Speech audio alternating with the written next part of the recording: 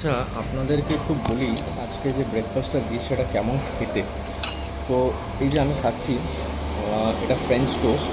এটা ক্যারামেলাইজড করে টোস্ট করে দিয়েছে ডিম আর সুগারের সাথে।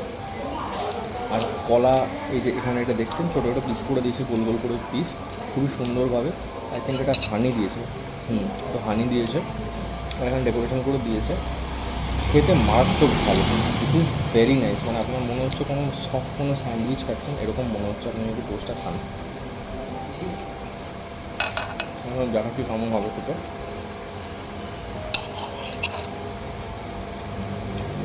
খেতে আপনি খান, ভেরি বিউটিফুল, ভেরি সফট, খুবই দারুণ লাগে দেখতে। এবং ডিমের টেক্সচারটা ওপরে পড়েছে, হালকা ক্যারামেলাইজ করে।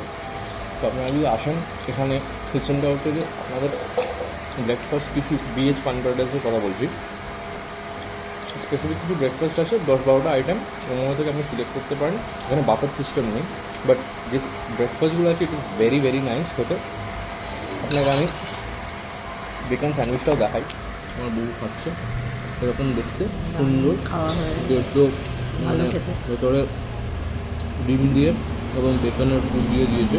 ভেজিসও আছে, ভেজিসও দিয়েছে এখানে, টমেটো অ্যান্ড লেটুস। খেয়ে বলো কেমন।